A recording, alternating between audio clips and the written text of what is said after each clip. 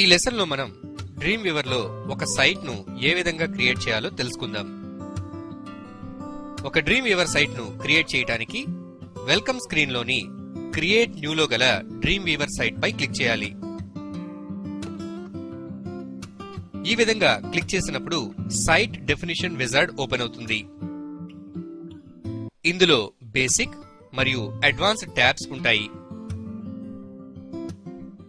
ఈ విజార్డ్ లోని వివిధ ఫీల్డ్స్ లో ఇన్ఫర్మేషన్ ను ఎంటర్ చేయడం ద్వారా సైట్ ను డిఫైన్ చేయవచ్చు.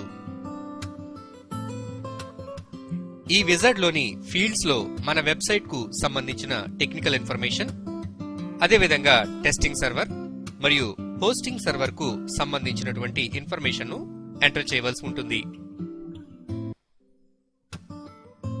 ముందుగా the name of your site. మన సైట్ కు ఏ పేరు ఇవ్వాలనుకుంటున్నామో ఆ పేరును ఇందులో టైప్ చేయాలి.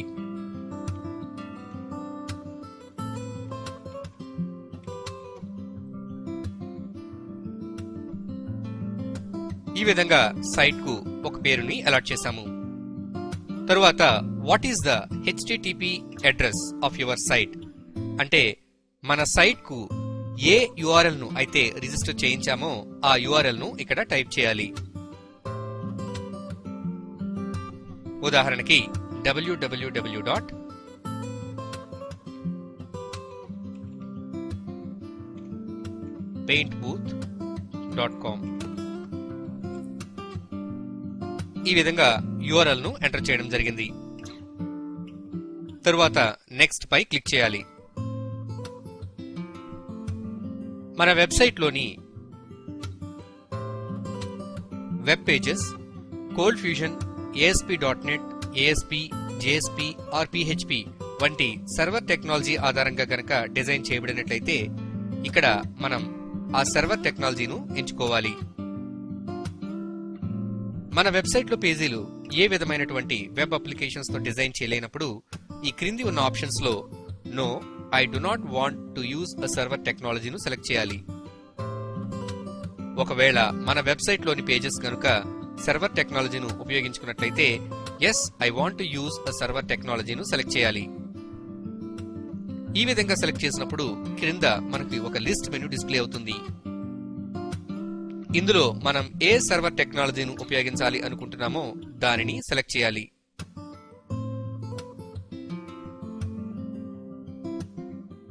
తరువాత నెక్స్ట్ బటన్ పై క్లిక్ చేయాలి. ఇక్కడ మనం వెబ్సైట్ ను డెవలప్ చేస్తున్నప్పుడు ఆ వెబ్సైట్ కు సంబంధించిన ఫైల్స్ కు ఏవైనా మార్పులు చేసినట్లయితే ఈ మార్పులు నేరుగా సర్వర్ లో అప్లై అవ్వాలా లేదా ముందు మన కంప్యూటర్ హార్డ్ డిస్క్ లో ఈ మార్పులు జరిగి తరువాత సర్వర్ కు అప్లోడ్ చేయాలా అనే విషయాన్ని ఎంచుకోవచ్చు. ఇక్కడ చూసినట్లయితే how do you want to work with your files during development. దీనికి రెండు ఆప్షన్స్ ఇవ్వబడ్డాయి. Edit local copies on my machine then upload to server when ready అంటే ముందు మన కంప్యూటర్ హార్డ్ డిస్క్ లో ఈ మార్పులు జరిగి తర్వాత వీటిని సర్వర్ కి అప్లోడ్ చేయడం జరుగుతుంది. లేదా edit directly on server using local network గనక సెలెక్ట్ చేసినట్లయితే మార్పులు నేరుగా సర్వర్ లో చేయబడతాయి. అదేవిధంగా క్రింద ఇంకొక క్వశ్చన్ ఇవ్వబడింది.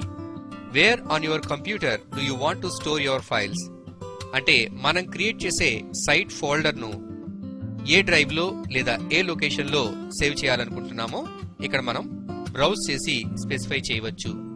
ప్రస్తుతానికి D డ్రైవ్ లో పెయింట్ బూత్ న్యూ అనే పేరుతో ఈ ఫోల్డర్ క్రియేట్ చేయబడుతుంది.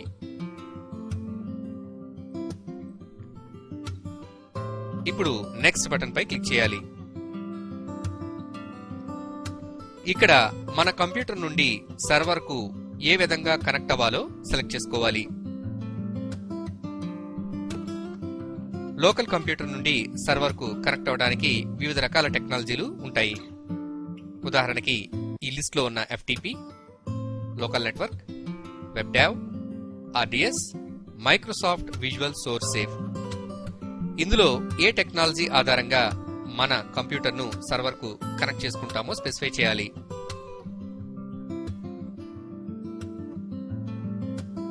మనం మన సర్వర్ గురించి ఇంకా ఏమీ ప్లాన్ చేయలేనప్పుడు నన్ ఆప్షన్ ను సెలెక్ట్ చేసుకోవాలి. చాలా వరకు లోకల్ కంప్యూటర్స్ సర్వర్స్ తో FTP ద్వారా అనుసంధానం చేయబడతాయి.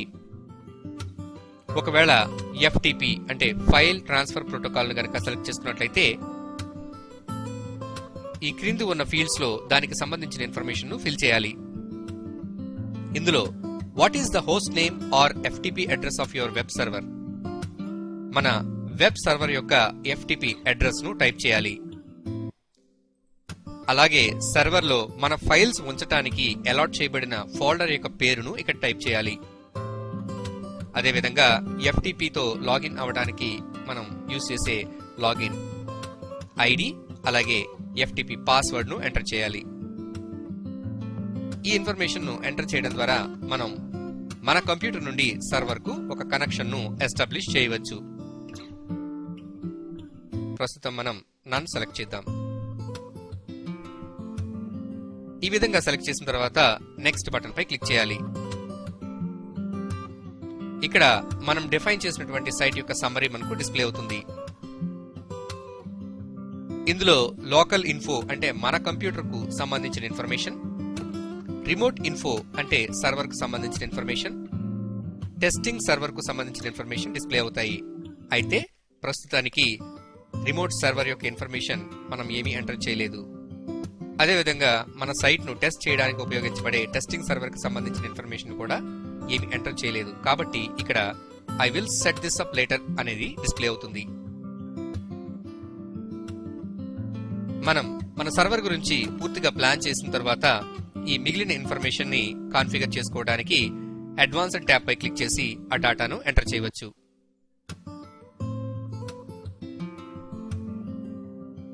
ఈ విధంగా సైట్ ను డిఫైన్ చేయడం పూర్తయిన తర్వాత డన్ పై క్లిక్ చేయాలి.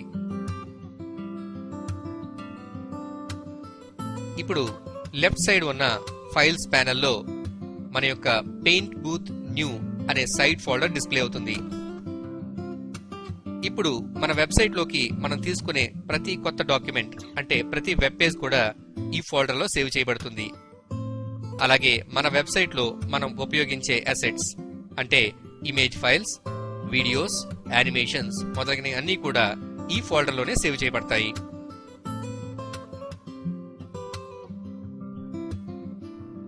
తరువాతి లెసన్ లో సైట్ లో న్యూ పేజెస్ ను తీసుకోవడం, అలాగే వాటిలో డిజైన్ ఎలిమెంట్స్ ను పెడుతూ పేజెస్ ను డిజైన్ చేయడం మొదలైన విషయాలు తెలుసుకుందాం.